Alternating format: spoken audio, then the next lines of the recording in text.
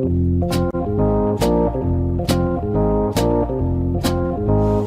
today on Wicked Good Eats, we are going to make up some nice sausages from scratch. It's not a lot of work if you know what you're doing. So we're going to go through the ingredients. These are going to be lamb and pork sausages with feta cheese and spinach. Really tasty. So first off the bat, to do sausages, you're going to need some hog casings, and I got this nice bag of hog casings from my friends at Johnston, Rhode Island Beef and Veal in Johnston. So you're going to need a bowl of water, because what you want to do is you want to soak these hog casings in the water for at least a good half hour to an hour to get a lot of the salt off.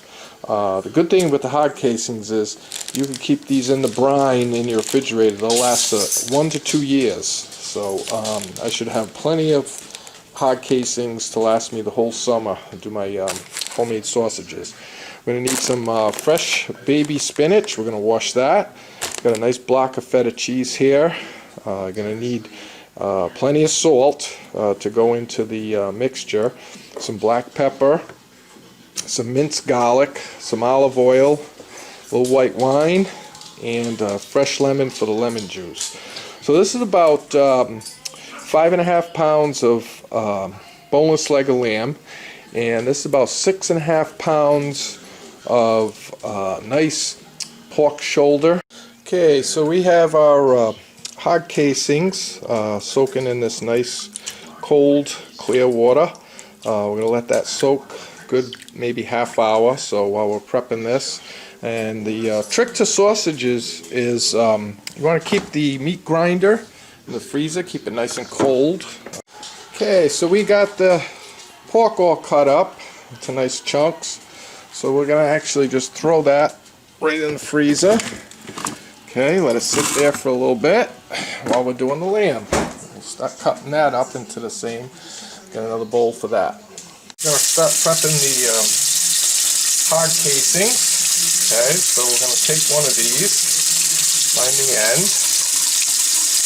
Alright, and these have been soaking, but you want to get the inside of the casing too. So you just want to fill it up with some water, okay, like such, and just work that water through until you get to the other end.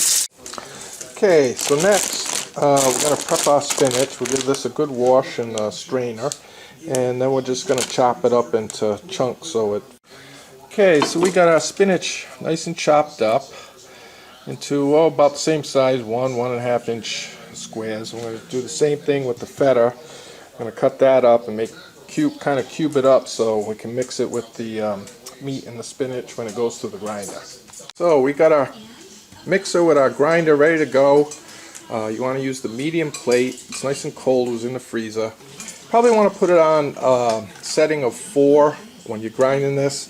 So right now I got the pork, I got some of the spinach and the cheese. I'm just going to kind of incorporate all 3 as I'm grinding it up, and then do the same thing when I do the lamb.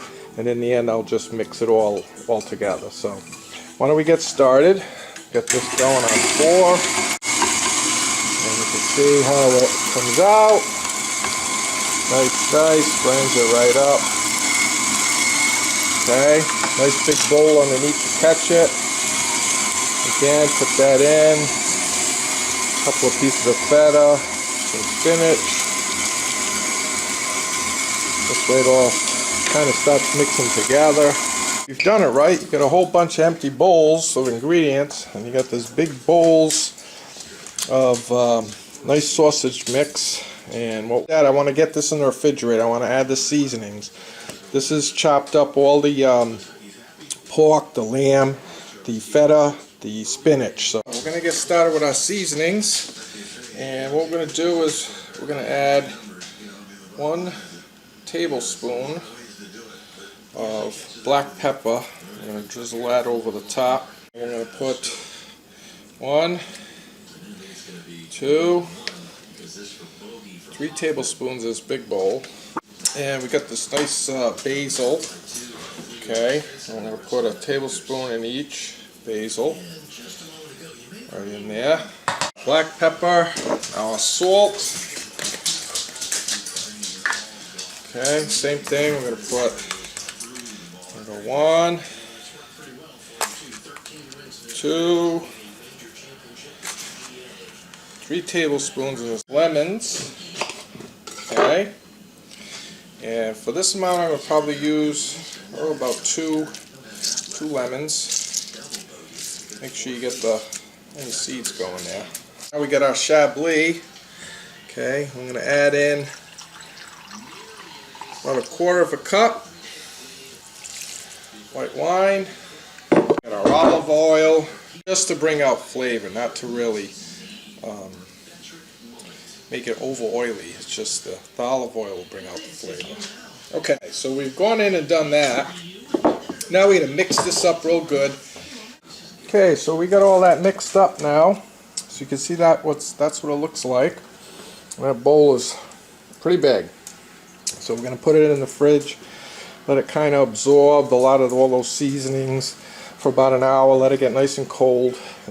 What you're going to do is you're going to get the end of the hog casing and you're going to just slip it over that and start working its way back until it's all on. So I'll get that started and show you what it looks like. Okay, so once you get the end slipped over, and sometimes you might want to put in a little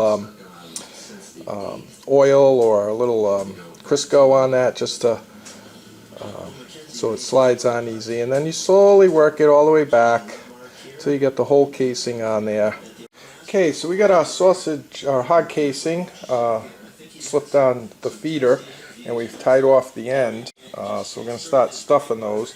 But just want to let you know, keep a couple of toothpicks handy, because sometimes filling it you'll get an air pocket, and this way if you just pop the hole it'll allow it to the air to escape. Okay, so to prep the stuffer you're going to want to start off low, okay, and what you're going to want to do is just scoop up some of this nice filling, fill up that tray, and there's the start of our sausage.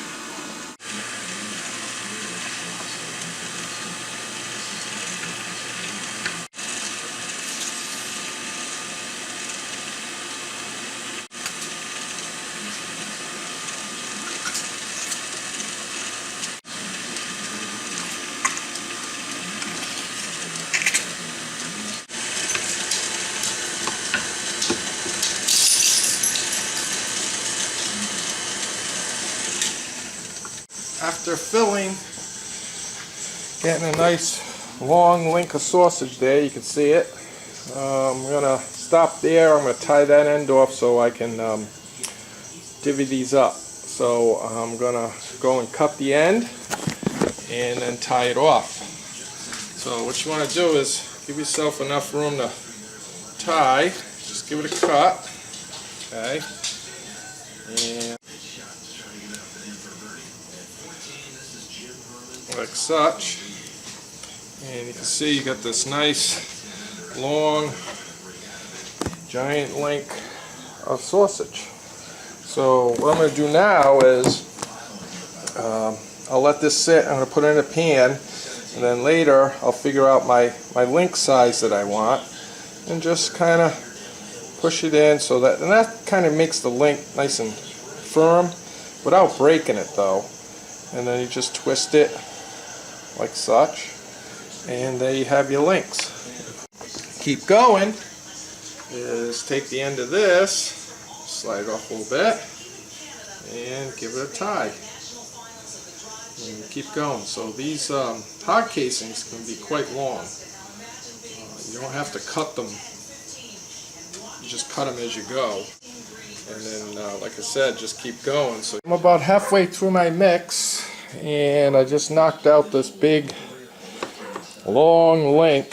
So when you get really good at it, you can knock out one of these in like 4 or 5 minutes. Okay, so we've done up all the sausages. If you did it right, you end up with something like this, which is about close to 15 pounds of sausages. Gourmet sausages. So we'll cook one up for Wolfie and see if he likes it. Okay, we got Wolfie. He's dying to taste some of this, so I cooked up some of the sausage, chopped it up for him. Let's see if he likes it. Sit, Wolfie. Okay, go ahead. Oh yeah, he likes it. He's digging it. Wolfie, you like the homemade sausage? Oh yeah, he's licking his chops. He likes it. It's a winner. Enjoy, everybody.